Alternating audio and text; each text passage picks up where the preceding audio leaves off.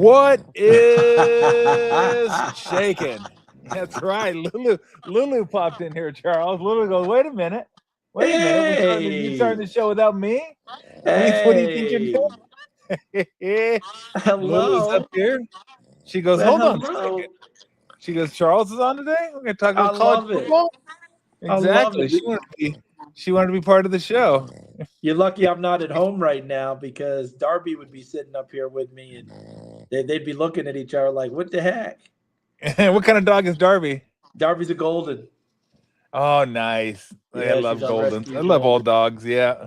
Yep, Yeah. we adopted Lulu's them. Lulu's my trooper. Hello, So Lulu. that's it.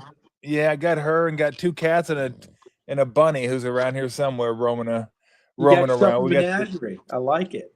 We got the zoo is what we got. Real quick before we get started, let's thank our sponsor, Fieldwork. If you are out and about or maybe a little low on stock and you want yourself a Pilsner, a lager, a stout, a porter, a IPA, a pale, whatever it is, they're going to have it for you. And if you want to go to maybe the best beer garden in the Bay Area, in fact, I can't imagine one beats it, go to the one over in China Basin just across from Oracle Park. The McCovey Cove's right there, and then Mission Rock got great food as well. So if you just want to go hang out, all the locations are fantastic.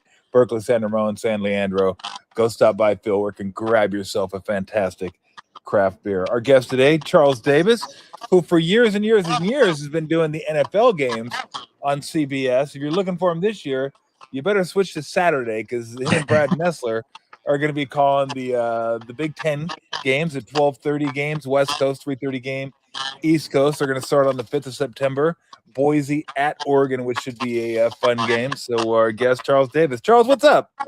Hey, Tom, and hello, Lulu. And it's great to talk with you again. And excited about the opportunity to sit and chat with you. And yeah, changes in the air for me. And I'm fortunate enough that someone decided to keep me around in order to change me. I mean, Well, that's that's how it always because you works in do our you do a business. great job.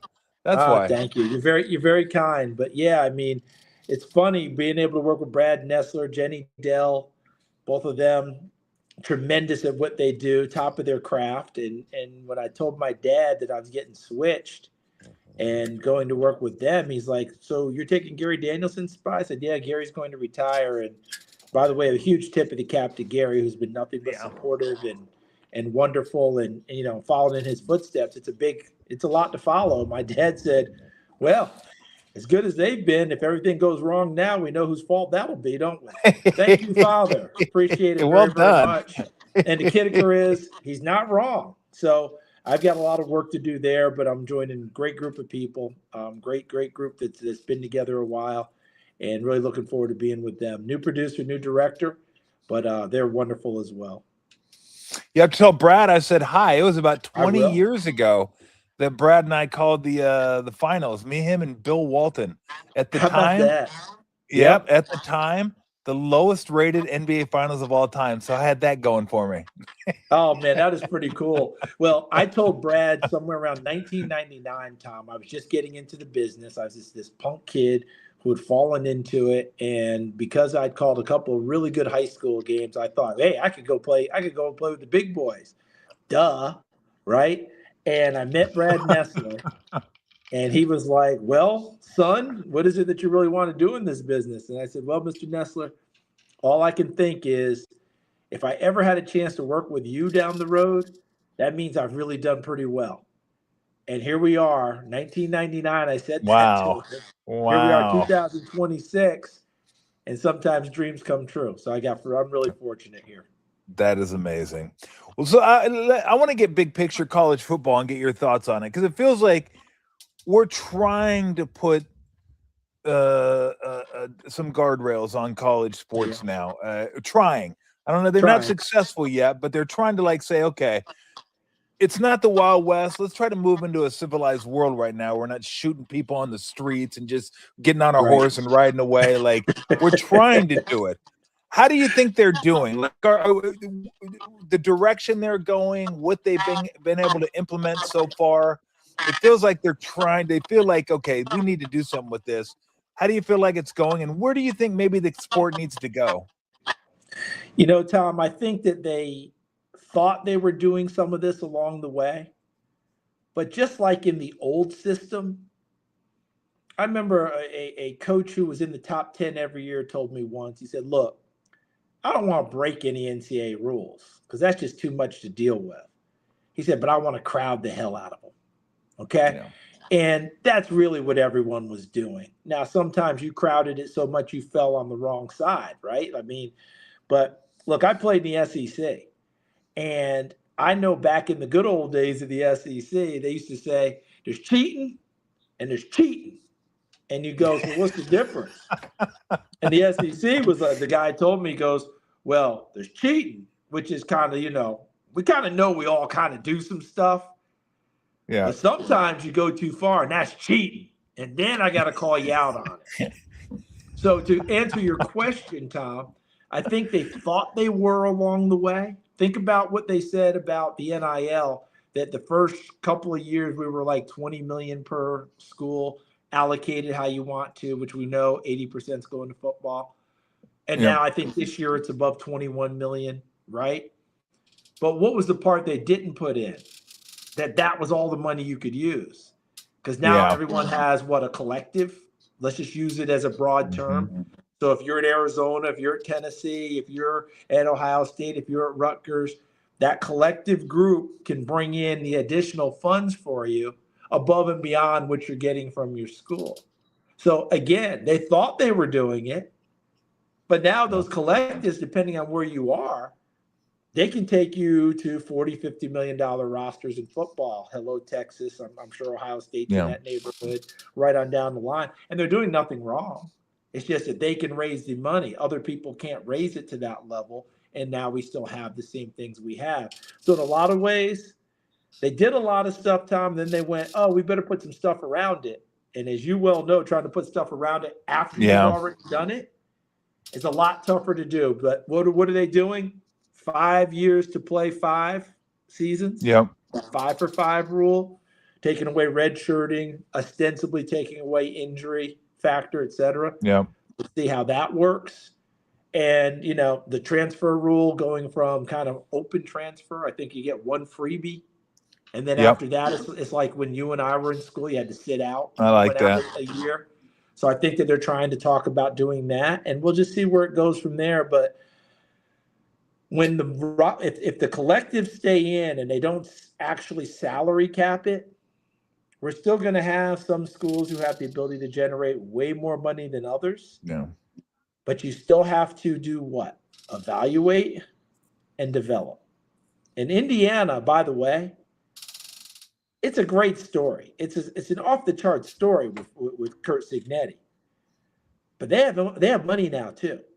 But that won't change his evaluation development process. That's what makes him a great football coach. And now they have money.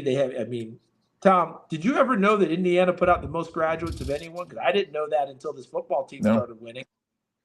And I will tell you this, as much as I travel, which is a decent amount, I'm probably around 200,000 air miles a year. Guess what? I can't go anywhere now and not see an Indiana shirt. And that never used to be the case. If I saw any Indiana shirts, it's Indiana basketball. Now I see Hoosier shirts everywhere because football drives so much and the pride that is there. But I don't want to say they won it because they put money in the program. They did. But he's still evaluating development. I don't care how much money Mark Cuban and everyone else puts in. He's still got to control it from that aspect. And that's why Indiana's going to be around a while. Yeah, there are schools out there that are going to spend money and fall on their face because they don't know how to evaluate talent. They don't know who to pay.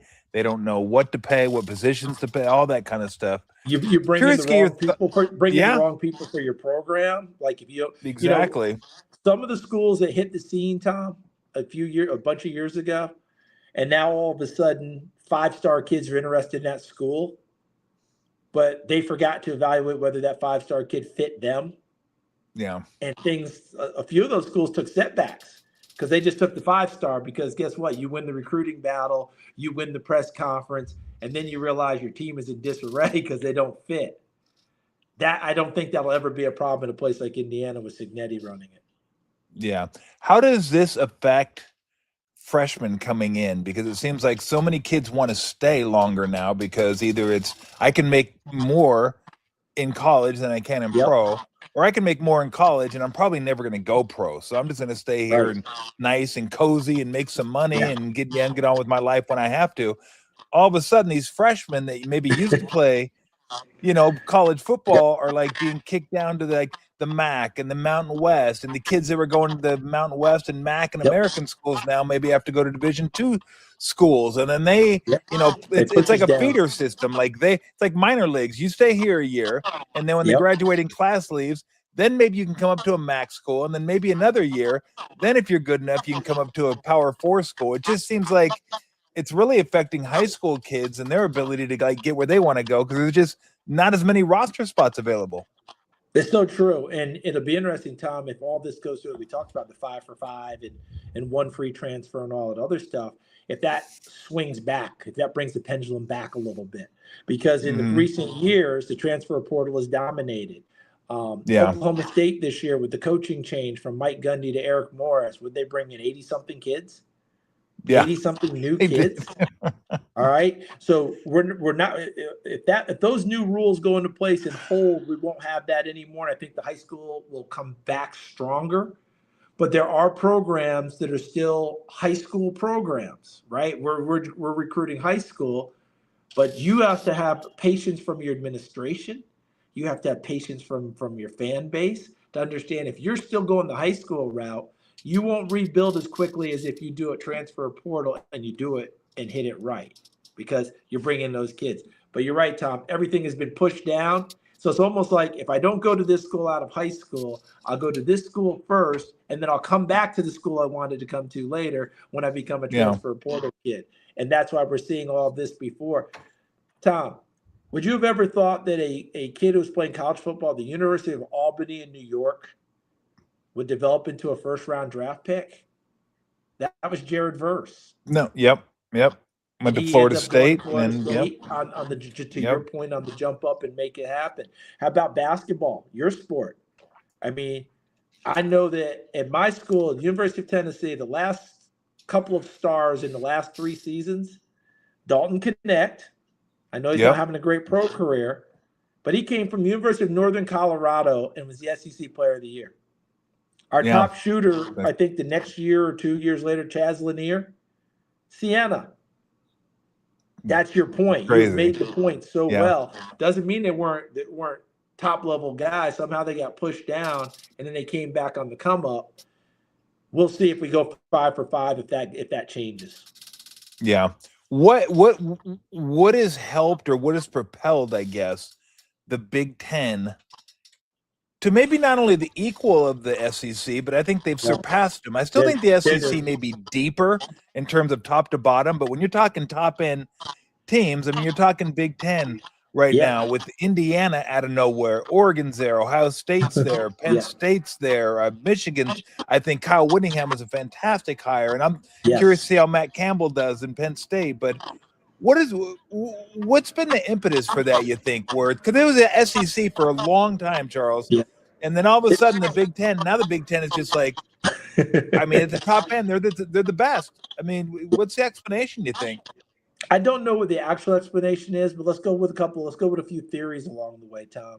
The SEC for all those years when they were dominating, the number one thing people shot arrows at the SEC was, well, it's not as deep as people say it is. It's really a top-heavy league. It's Alabama, it's this, or whoever comes up that year is Georgia.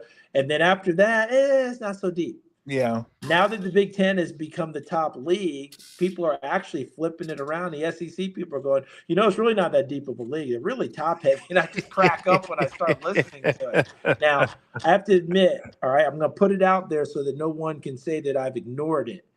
Now that I'm calling games, Big Ten games for CBS, I think bias can be perceived, right? I'm calling this conference. So what I have to say next, people will scrutinize. Just remember, everyone, I played in the SEC. And once you play in the SEC, that pride never leaves you. You think, whoa, it's pretty good here, right? Those who are lifting the trophy run the place. That's 3 in a row that they've won. Yep. In that time frame, an SEC school has not played for the national championship.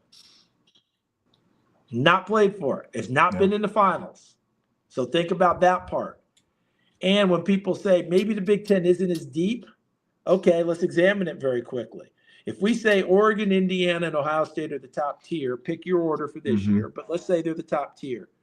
Now let's get to the next tier. Penn State is usually going to be in that next tier. Michigan's going to be in Yep. that next tier. Yep. USC believes that they've got a squad this year. Yep. They're in that next tier. Do you ever forget about Iowa? Do you really want to just say, hey, let's schedule Iowa and go play them? Probably not. Yeah. Probably Right? not. Minnesota, people don't think about them, but PJ's going to win 8, 9, and 1 year he won 10. He's going to be right there and going to be in tight ball games. I think they're deeper than they get credit for. That's just my own personal belief. Yep. But at the same time, remember, I'm calling these games. People are going, you're betting the Big Ten.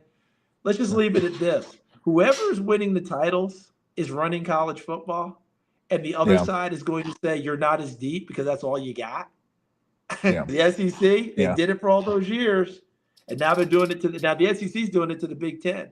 And the really weird part is, for all those years when the SEC was running it, Tom, do you remember them actually engaging in much conversation with people? They just point to the trophy and not say much. Yeah.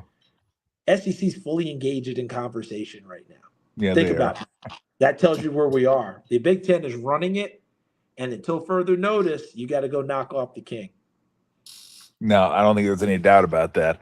So who is going to be the king of the Big Ten this year? We've had Michigan, Ohio State, Indiana the last 3 years. Yep. Is it going to be Oregon? Are you going to make it 4 for 4, 4 different? Now that would be strength of the conference, 4 different teams in 4 different years. And it could very well be Oregon. And it could Oregon's very well be.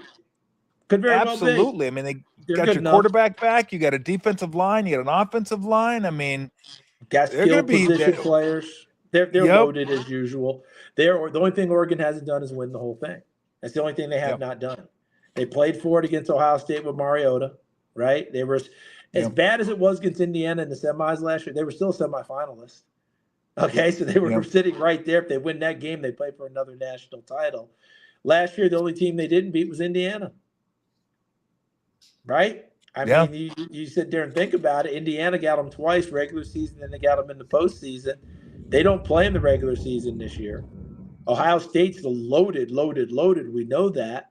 But guess what? Their schedule is like an NFL first place schedule. They play everybody, and most of them on the road.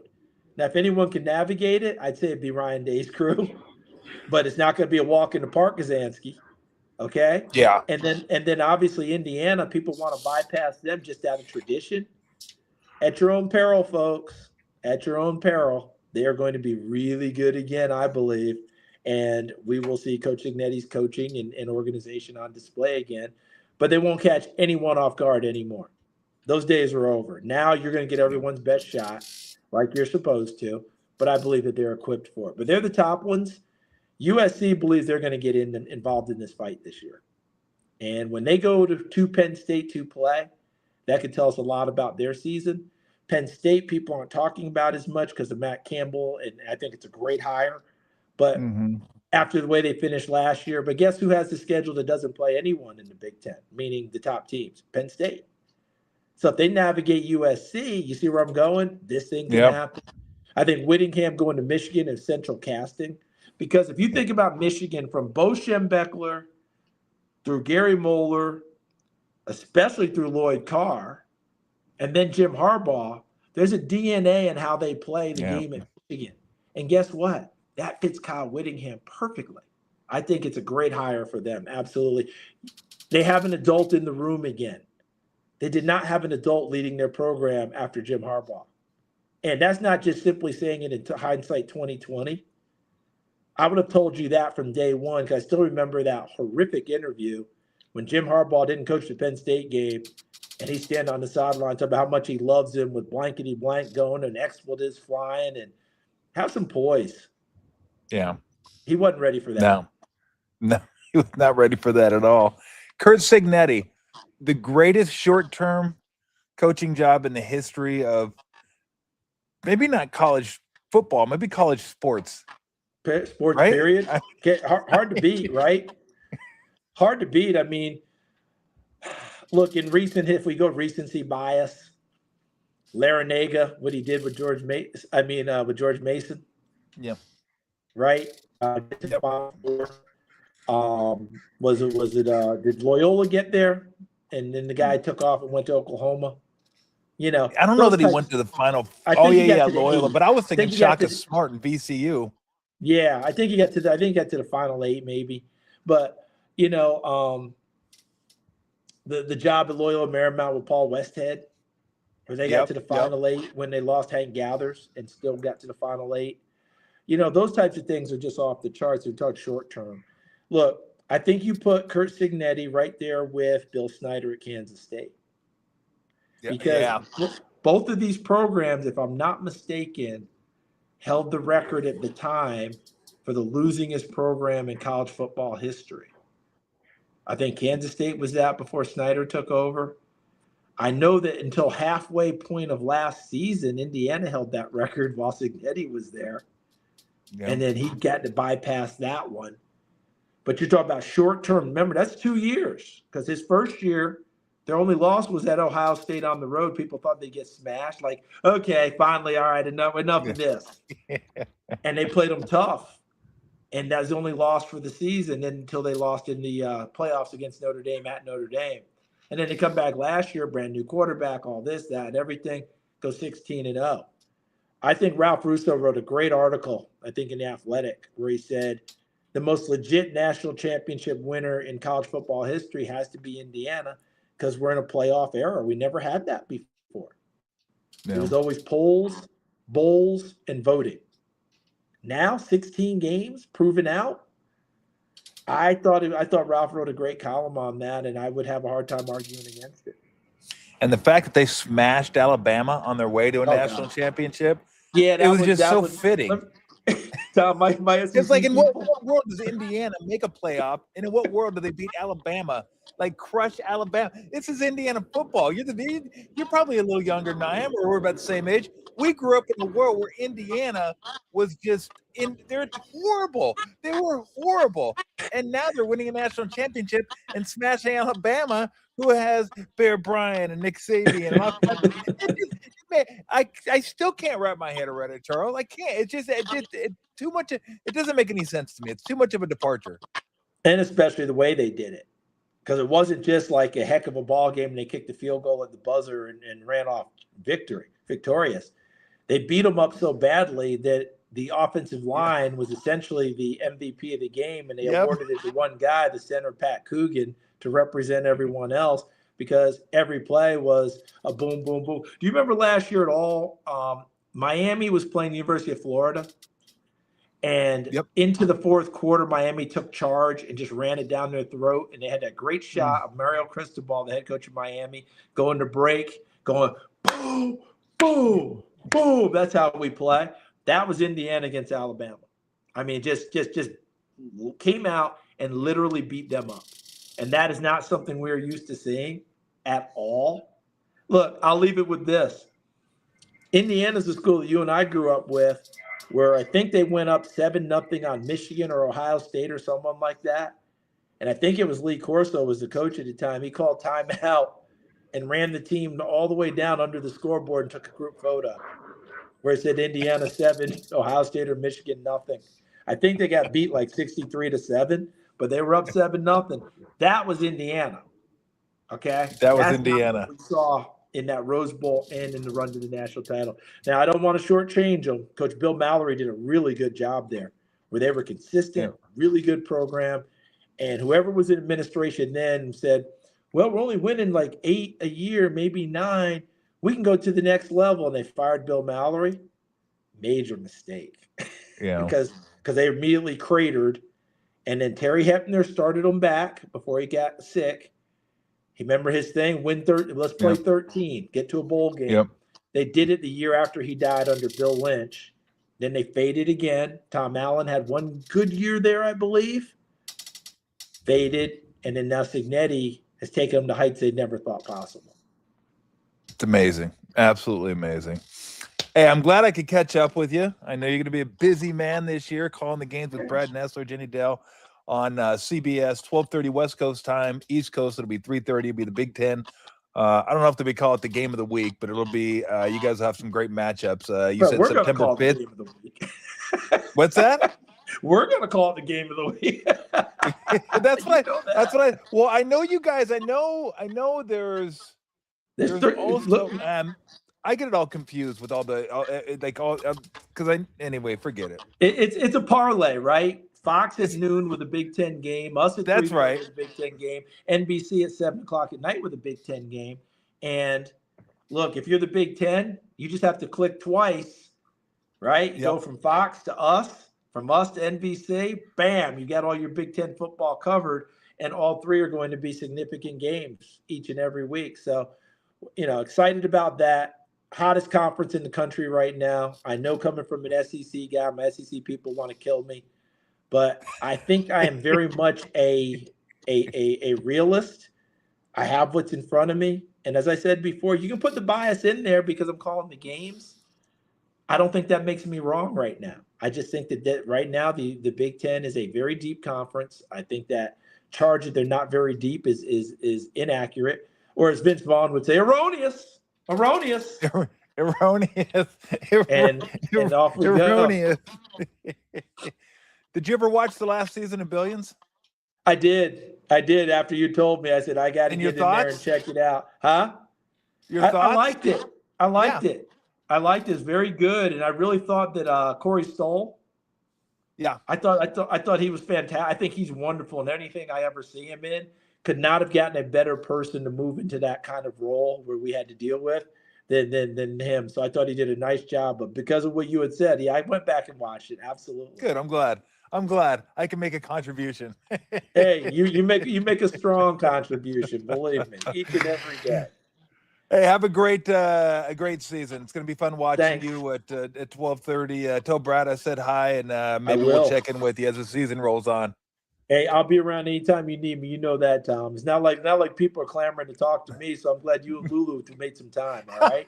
Please, Lulu always makes time. Thanks, Charles. I appreciate it. Thank you. You take care. All right, have a good one, Charles. Charles Davis again. I got confused there for a minute because I was like going to ask him about the big noon game. Then I remember that was on Fox. Then I was like, wait a minute, the Big Ten's on CBS. Well, and it's on Fox. And it's like it was pretty easy there for a while. It was just the Big Ten game was like, what was the Big Ten game on? Big Ten game was usually on ESPN or ABC. SEC was CBS. That was the one. 12:30 Saturday SEC, and those were monster games. Those still are monster games. I mean, you have some good games now. But the Big Ten is so big that you're going to have weeks where it's like, that's not a great game for a 12:30 game. Like, that's not a great game. You would think every week they'll have something. They should have something. I mean, you have USC, Oregon, Ohio State, Michigan, Indiana, Penn State. I mean, they'll throw a Wisconsin game in there too, which isn't terrible. Washington. Some people probably in the Midwest feel the same way about Washington as we do about Wisconsin. Like, that's okay. It's okay.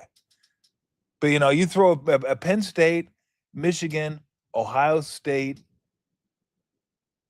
USC, Oregon, Indiana. That's 6. But that's 6. Like, okay, what if they're not playing each other? Then what do you got? You're going to throw UCLA in there. You're going to throw Wisconsin, Nebraska in there. I mean, you don't want Maryland. You don't want Rutgers in there. You don't want Purdue in there. Iowa will probably sneak their way into a 12:30 window against somebody. I mean, and that's not bad. That's the thing about the SEC, though. The SEC is a little more compact. And who do you really want to see 12:30 SEC window? Well, you got Texas. You got Texas A&M. You got Bama. You got LSU. You got Ole Miss. You got Georgia. You got Tennessee. So about the same. But then who's below them? Who don't you want to see in the SEC? Don't really want to see Mississippi State, right? You don't really want to see Arkansas. Missouri's not bad, but I don't know. You want to see Missouri? Florida, they'll put on there. And we'll see how the new coach does. But if Florida's good, that's another school you can throw in there. Auburn's not very good. So, I mean, they got there. Vanderbilt's better. Like Vanderbilt, although it's still, again, it's a weird time. For someone my age, it's weird to wrap your head around Vanderbilt and Indiana being good. Like, is Wake Forest going to win like 11 games? Like, let's get Wake in there. Let's get all the trash teams from when I was growing up.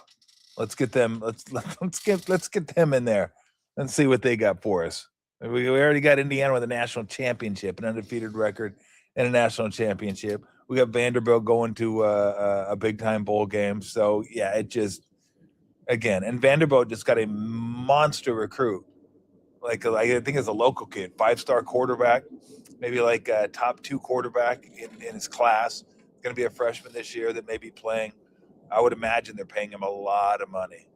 So I would think, like, if you're going to sign these freshmen to $2, $3, $4 million contracts, you're going to play them. I mean, I got to sit these guys. I wouldn't redshirt these guys. Although I wonder how much Arch Manning was making at Texas sitting behind Ewers. I don't know that, but I'm sure they had to pay him a lot. There were schools out there, I'm sure, that were saying, hey, we got a spot for you right here. Come play. You can come play right away. You don't got to sit. Now, as part of being the Manning family is you don't need it. If you like Texas and you like the coach and you like where you're at, you can stay. You don't have to go get the money. You're good. And you can just worry about long-term, what's best for me. And he thought Texas long-term was what's best for him. I think he's going to have a good year this year. I think toward the end of last year, you started to see like where he could get to. I mean, it's just like a different Manning. He's like, he can throw it, he can run it. I mean, Eli could run a little bit. He's like Archie. Like Archie was the guy. Like, I'm not saying Eli could run, but compared to Peyton, he could. So 2.1 and 3.2. Okay, yeah. So I mean, that's good change if you can get it. You're not even playing, you're making a couple $1 million because they had to. Because if not, somebody would have paid him that and said, we'll play you. So he was saying, I'll just sit here and take this without playing because I like it here.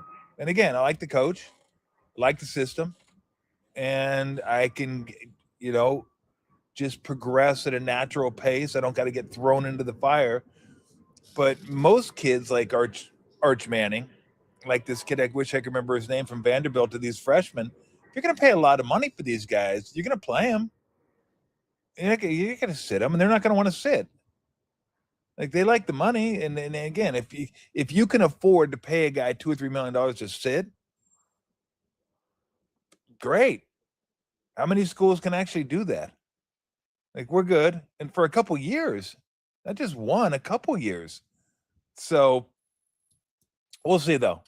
I think Arch Manning will be he'll pick up where he left off last year, which is he throws it really well, but what makes him dangerous is he can use his legs too. And I just think he's going to be more comfortable this year.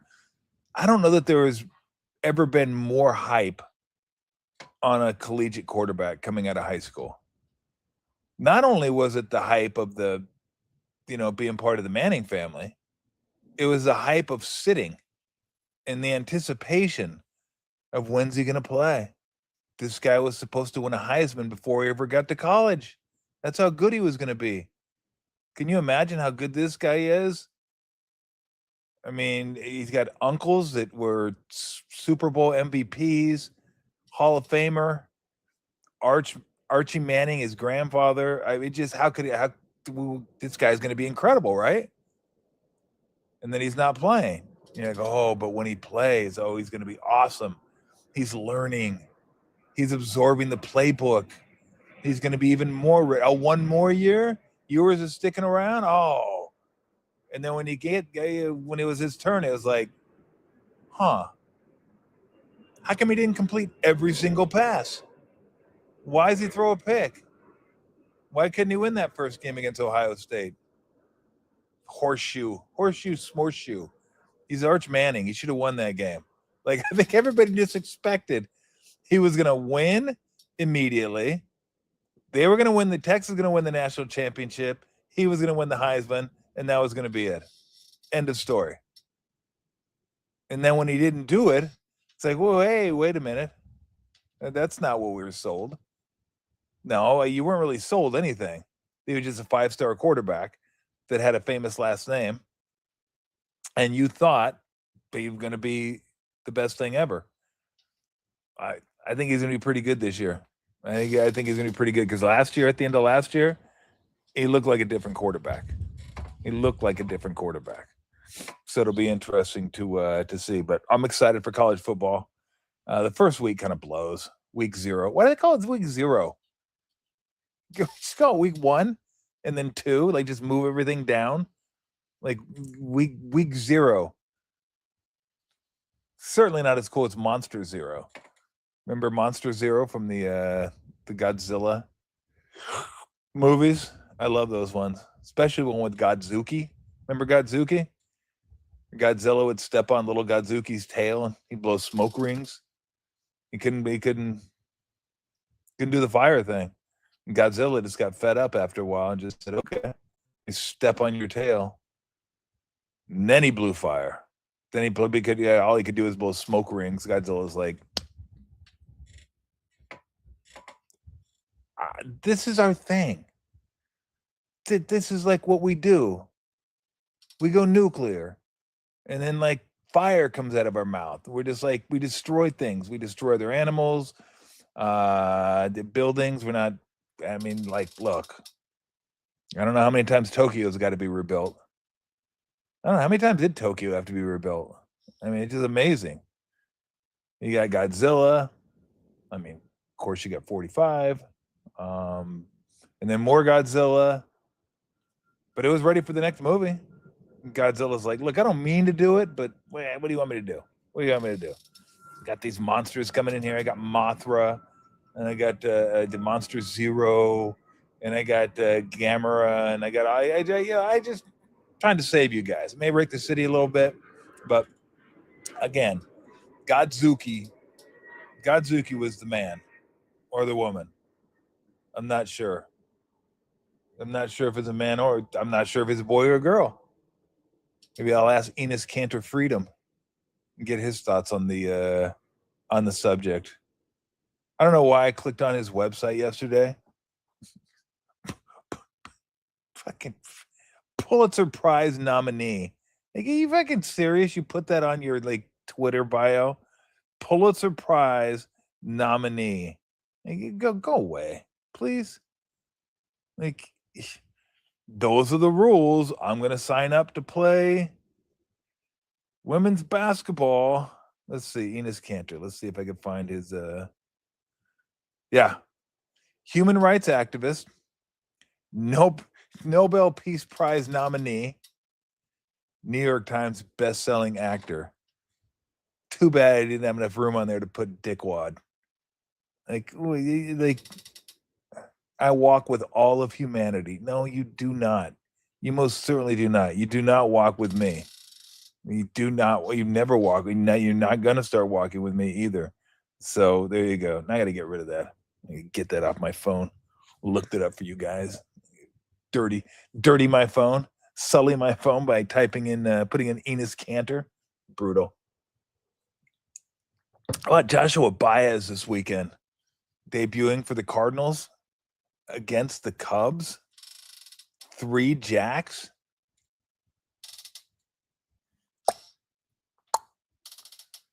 Do a Steph, and then he goes 4. I think Steph feels like I'm already gonna make the free throw anyway. So, but 3 home runs in your debut. I mean, how great is that against your hated rival? The only bad part is the best part of your career is over. Like, you'll never have another day like that. More than likely, you will never have another day like that. Now, I don't know this. Maybe it's something Max could look up or Daniel could look up. How many players, I'm going to say baseball is a lot, like it's happened. I'm sure it's happened, but I can't imagine it's happened very often. How many players have hit 3 home runs in a game twice? I know 4 home run games, or there's only 20 of them, something like that. I know Josh Hamilton had a 4 home run game. Horner had a 4 home run game. Who else had a 4 home run game? There's a few guys that have had 4 home run games. But I wonder how many guys have had two or more 3 home run games, or like a 4 home run game and a 3 home run game. That I don't know. But chances are he's not going to do it again. And he did it. It's kind of sad. It's like, sorry. The greatest day of your MLB career is over. Now just try to stick in the big leagues. Try to hang in there. It's been kind of a weird, like, we are in the middle of August. No one knows what's going on with the American League. Like, the American League is wild right now. Let's see. You got standings. You got wild card. You got American League. The Rays. Okay, most career games with 3+ home runs. Damn, Betts and Sosa. Wow, 6 of them. Holy smokes! So it's happened a lot then. A-Rod 5, Carlos Delgado 5, McGuire 5, Carter. Okay, and more than I thought. So there you go. Thank you, Sarah Langs. She's like on top of all this stuff, man. You like ask Sarah Langs just about anything baseball related, she's on it. So there you go. That's a pretty good list right there. That's pretty solid. Good company on that list of hitting 3 or more home runs. So the Rays are 74-49. Let me see here. How? I mean, how is this possible?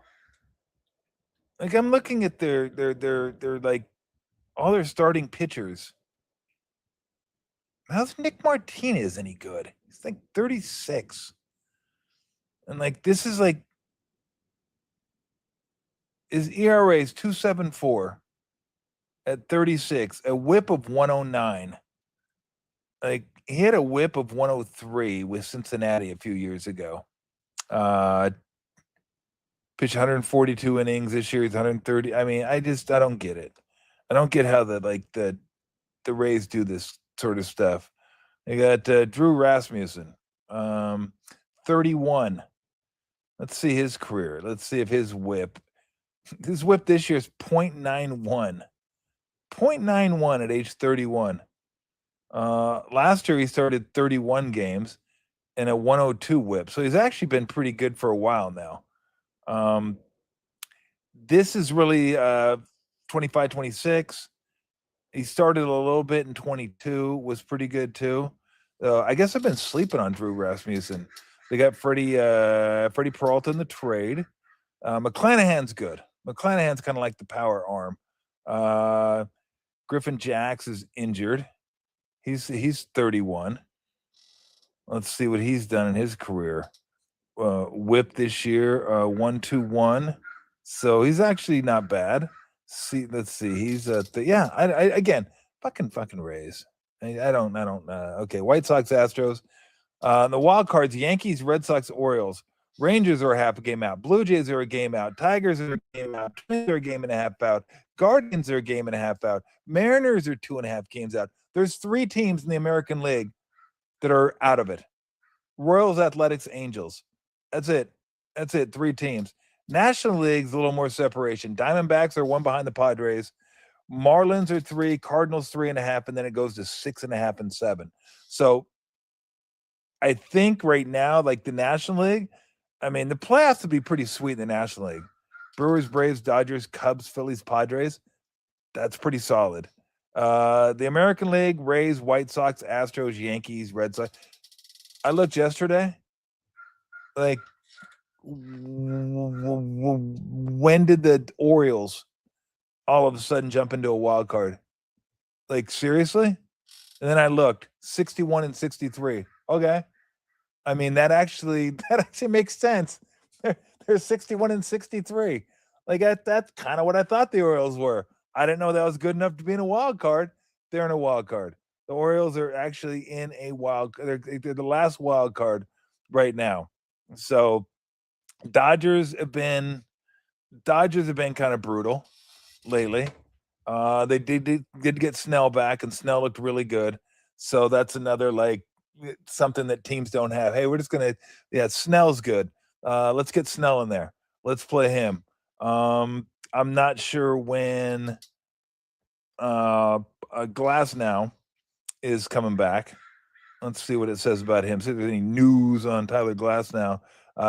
Dominant in third rehab start. That was 2 days ago. So he probably not too far away, maybe a few weeks. 3 and 2 hitless innings in his AAA start. So figure a couple weeks Glass now will be back. I mean, God, I really want them to lose. It's too much. Glass now and Snell and Scooble now and Yamamoto, and I heard that Ohtani's throwing. Like, hey, Suzuki's going to be like, well, I guess I'll go back to the bullpen again. You guys paid me a lot of money to come over here, and now I'm going to go back to the bullpen, I guess. It was good to see their bullpen kind of implode. At least Diaz isn't very good this year, and Tucker. I mean, the Dodgers don't deserve everyone. Like, you get enough. Like, not everyone should be good that you sign. Tucker, you signed for a crap load of money. He's not very good. Diaz has been hurt, came back, but he hasn't been very good in his last few. But Suzuki, who struggled mightily, has been pretty damn good. In his last 5 starts, he's given up 7 runs in 5 starts, and that's 12, 24, about 30 innings. So, yeah, but unless they're going to have a 6-man rotation, which I guess they could if they wanted to. I mean, you say what you want about the Dodgers. Say they got lucky to win last year, the Rojas home run and the Paz catch in center field and all this stuff that had to happen for the Dodgers to beat Toronto. Granted, this isn't about like the Dodgers winning World Series. It's about Dodgers giving themselves a chance to win the World Series every single year. But they are going to go into the playoffs if these guys stay healthy now with a rotation of Scooble, Snell, Yamamoto, and Ohtani. And like Glass now will probably be the swing guy. He'll be the guy that, like, if someone is struggling he'll come in. Or then you have Suzuki closing games at 100 miles an hour again. If Diaz doesn't work out. I mean, that's the kind of flexibility they have that other teams do not have, cannot have, will not have. And you don't have a starting pitcher, a really good starting pitcher that you can say, we're going to use this guy who could be an ace or a 2 on most teams. He's going to be our swing guy. And then our 5th starter, who's a pretty good starter, who on most teams would probably be a 3rd starter, the way he's been pitching recently. It took Suzuki a little while to get going. But the way he's pitched recently, probably a 3. We're going to kick him to the bullpen. Oh, even though we paid a legit closer big time money to come here and pitch for us. If he doesn't get it done, maybe we'll put Diaz in the 8th inning, and Suzuki could be the 9th inning, and then Scott can be the 7th. Like, it's absurd. It's absurd how many ways they can go with this. But the fact that your top 4 could be 2 righties, 2 lefties, Scooble, Cy Young Award winner, Snell. So I don't know if Snell won a Cy Young Award. He may have. Not positive, though. Yamamoto, who was again, these awards, I'm not sure if he won the MVP, the World Series MVP last year. May have. And then Ohtani, who just, no Cy Young or anything, but just MVPs. Just the MVP. It's like absurd. So, yeah, it's kind of fun. Like, I have nothing against Kyle Tucker. Nothing at all. I have nothing against Diaz. Nothing at all. But they don't deserve to have everyone playing well. Okay? They just don't. Fucking Dodgers. So, yeah, they're like the new Yankees. They're like, get them to the playoffs. Cool. It'll give me something to root against. Give me something to root against. Like, I really want them to play the Brewers in the playoffs and the Brewers to beat them. I want the little guys to beat the big guys. I want kind of old school baseball to beat the Dodgers. That's what I want.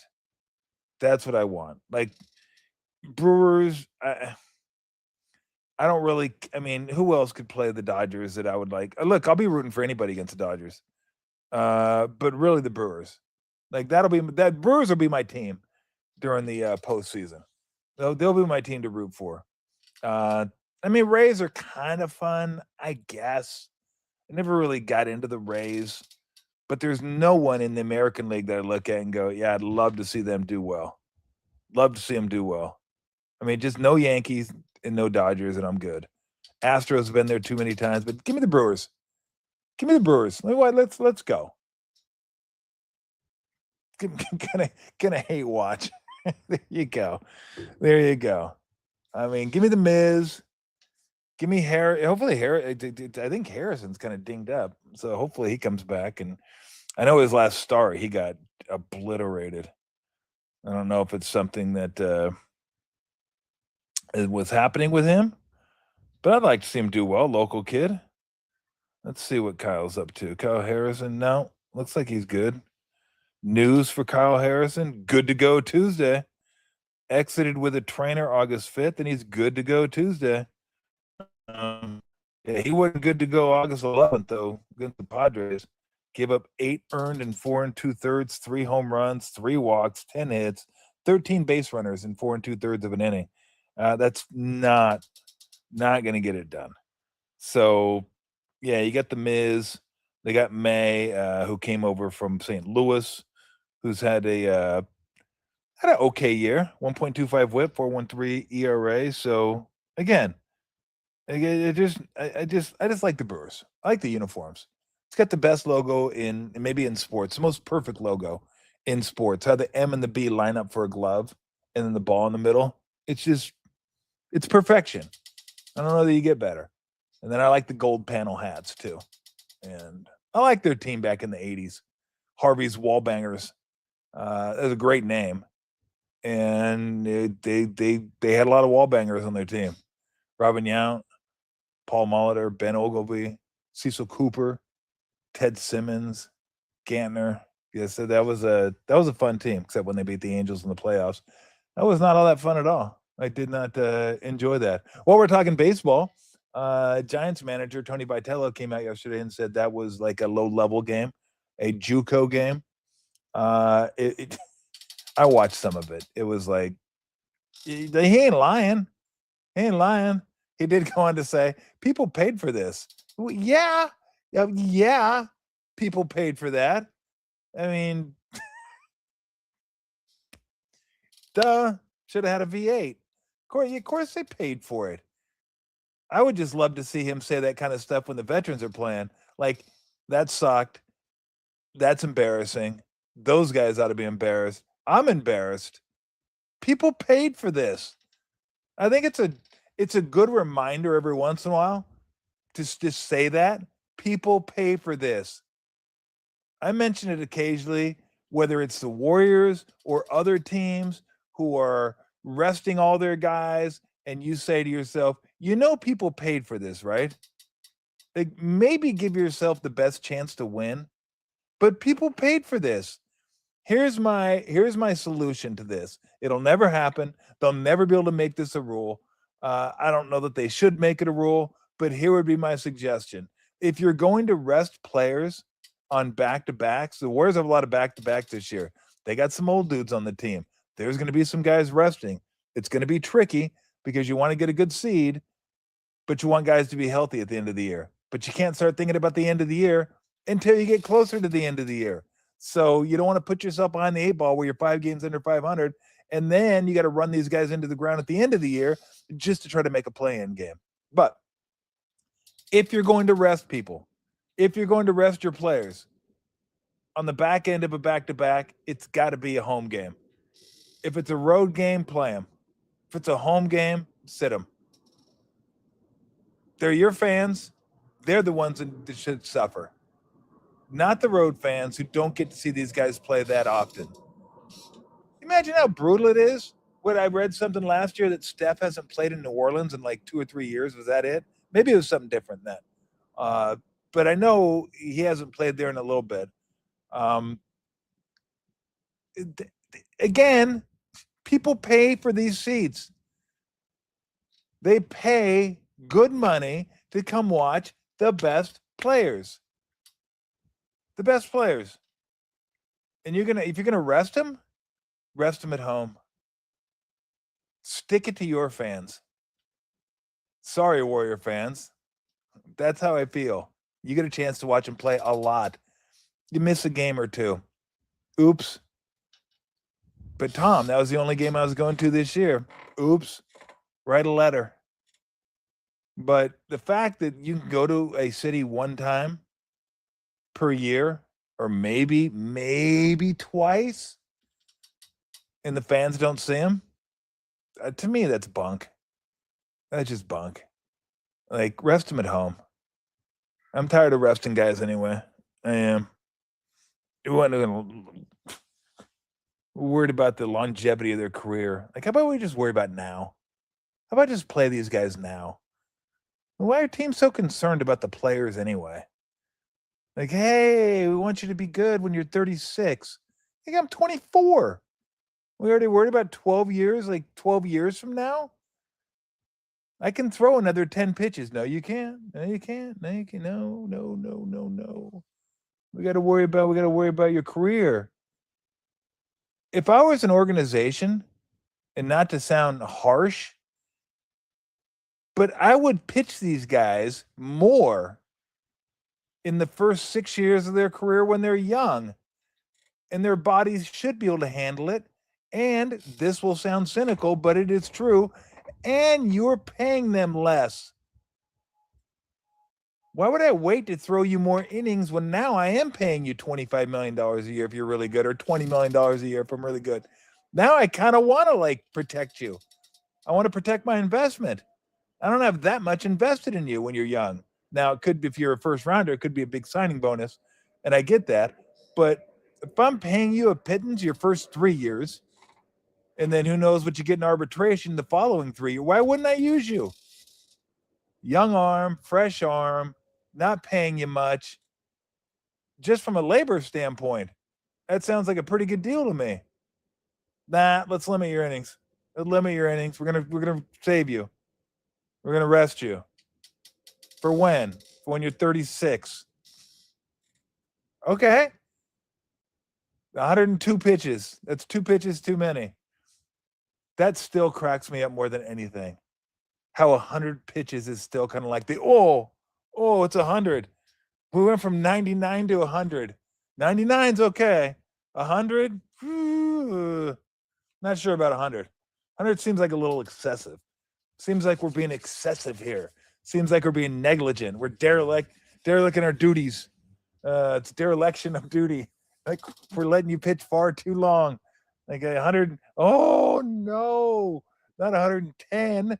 I mean, now his arm's gonna fall off. Jesus. What's 11 more pitches than 99?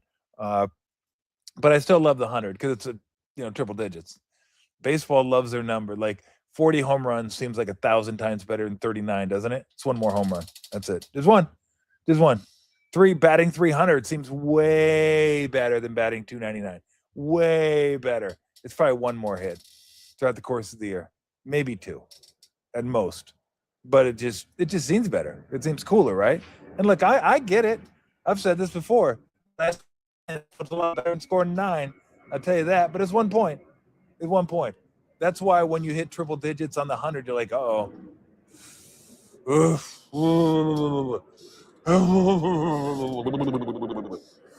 What do you say? Do we get him out? Let's get him out. Let's get somebody up. It's gonna be we got somebody up. We got somebody up in 85 pitches because we need one to get him out at 100. Okay, get him out. Get him out of there. You gotta go. Give me lefty. Give me lefty. Give me righty. Give me somebody. I don't give a shit. Just give me somebody. It's 100 pitches. You're gonna die.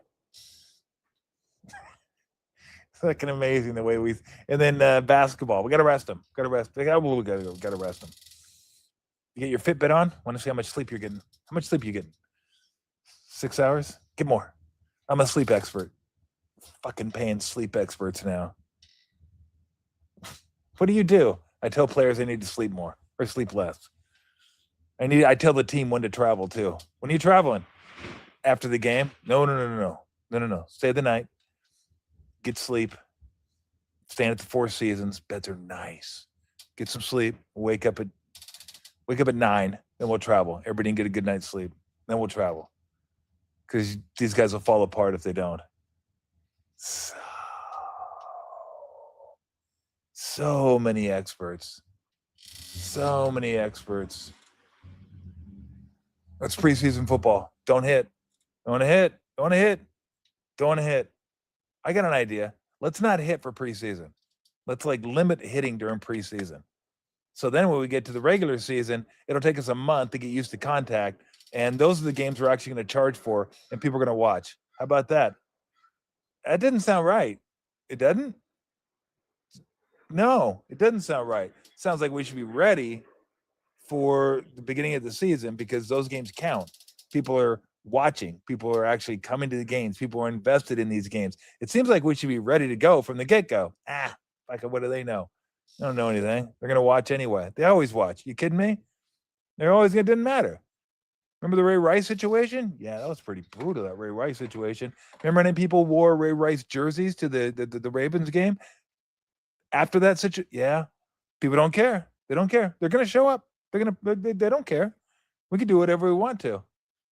Yeah, I guess you're right. We can do whatever we want to. People wait a month. They'll wait a month for good football because the first 3 weeks suck. Yeah, why? Because we can't hit. Why can't we hit?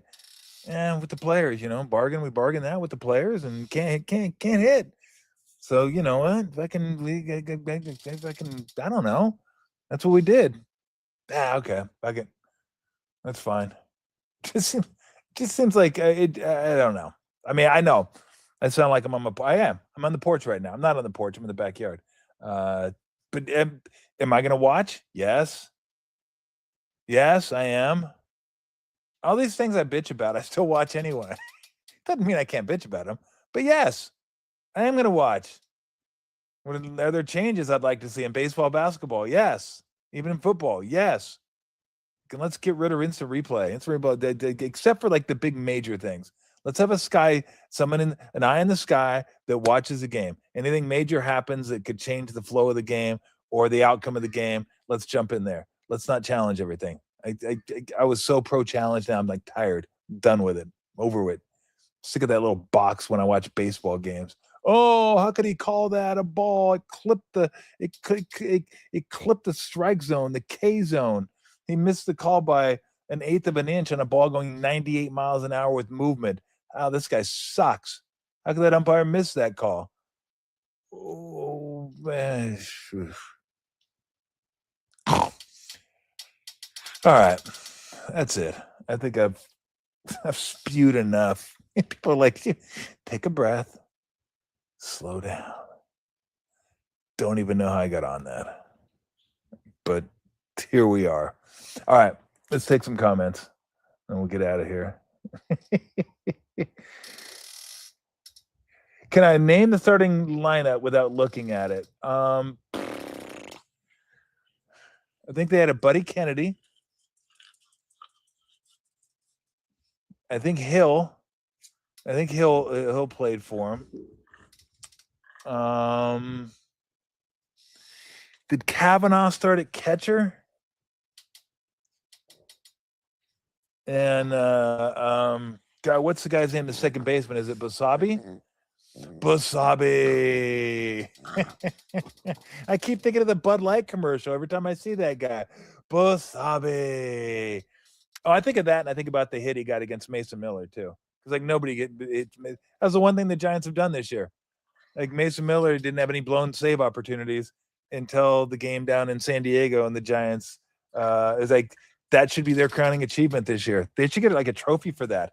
Hanging Mason Miller with his first blown save this year.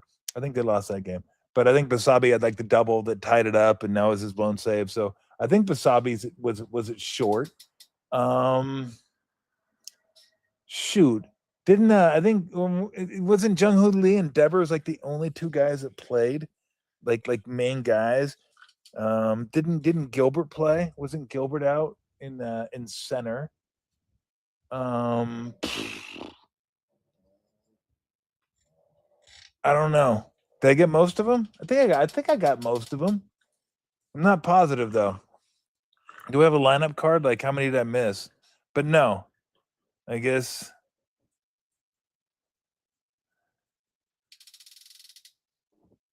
that's about all I can get. That's about all I can get. Hold on a second. Give me 5 seconds here.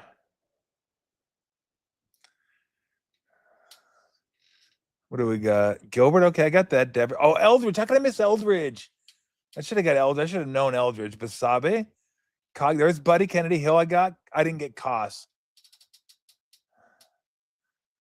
Let me think. We may have a guest coming on right now, but we may save him for tomorrow.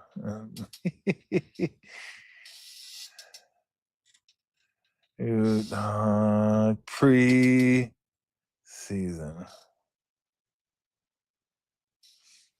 All right. What else do we got?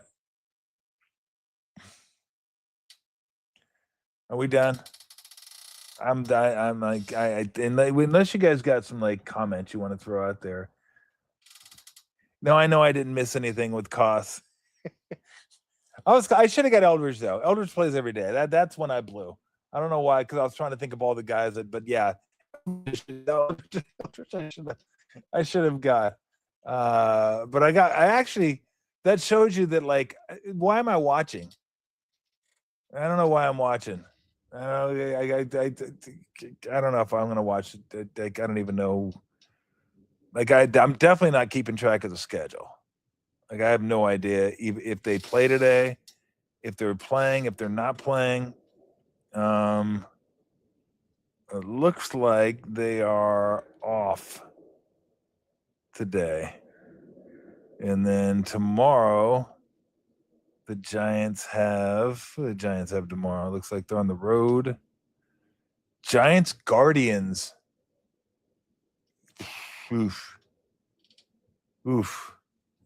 You know what? I'm gonna watch a little bit just because I want to see Wisenhunt pitch. I want to see if he can like do anything, get it turned around. So I don't know. I mean, it's hard. It's hard to watch your team. Like I still watch Angel games, like not a lot of them, but some.